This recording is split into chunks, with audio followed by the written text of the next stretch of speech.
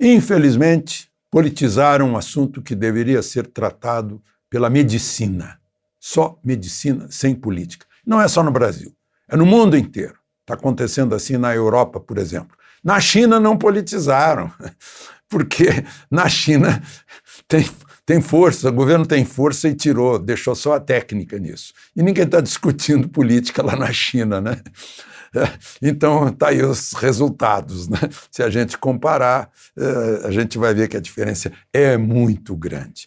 Pois com a politização fica governador olhando para a eleição do ano que vem, presidente também, né? E aí começa um bate-boca em torno de algo que deveria ter sido decidido por médicos nesse país. Agora mesmo os governadores dizem que está tudo lotado e que o governo federal não age, né? O governo federal ontem completou 800 dias, né? E tem uns dados aqui só para lembrar os senhores governadores.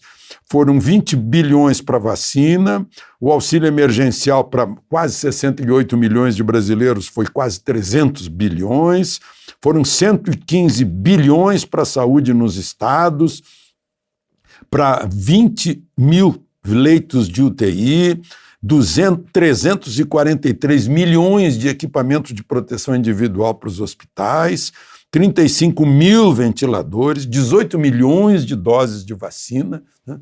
Mas alguns governadores estão querendo tapar o sol com a peneira, né? Porque tiveram a oportunidade de ajeitar tudo.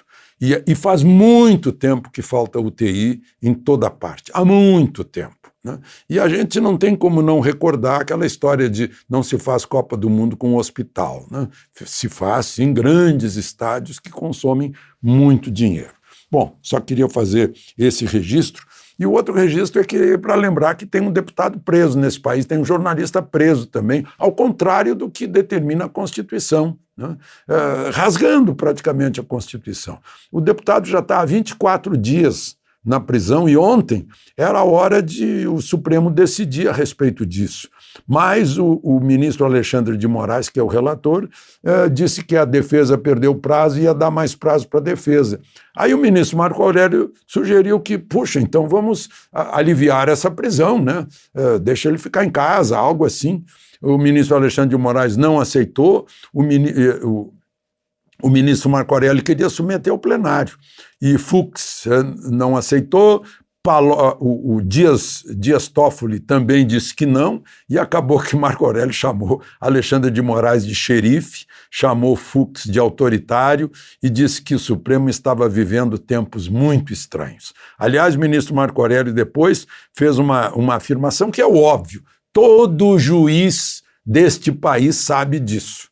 Ele disse que em 42 anos de exercício da magistratura, juiz do Supremo, que ele sempre fez o que Sérgio Moro fez, conversou com as partes, conversa com o advogado do réu, conversa com o acusador, com o Ministério Público, sempre foi assim. Os advogados que eu conheço me contam que sempre foi assim. Se conversa com o juiz antes do julgamento para ver o material, para ver como é que vai ser encaminhado para andar bem o julgamento. E as conversas de Dallagnol e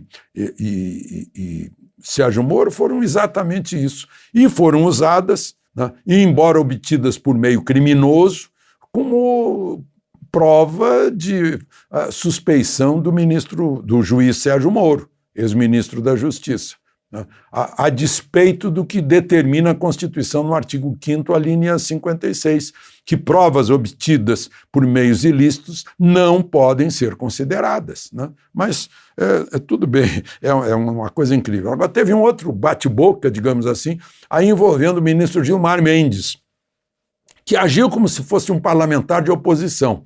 O ministro Ernesto Araújo tuitou uma mensagem dizendo que a CNN dos Estados Unidos não estava entendendo bem o Brasil, porque desde uma decisão do Supremo de abril do ano passado, os governadores e prefeitos, e não o presidente, né, na prática têm o poder de decidir, de administrar as medidas de distanciamento social.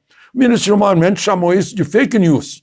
dizendo que não, que o Supremo decidiu que as administrações federal, estadual e municipal têm autoridade para adotar medidas de distanciamento social. Aí eu pergunto, uai, mas precisava o Supremo decidir isso? Isso é o óbvio.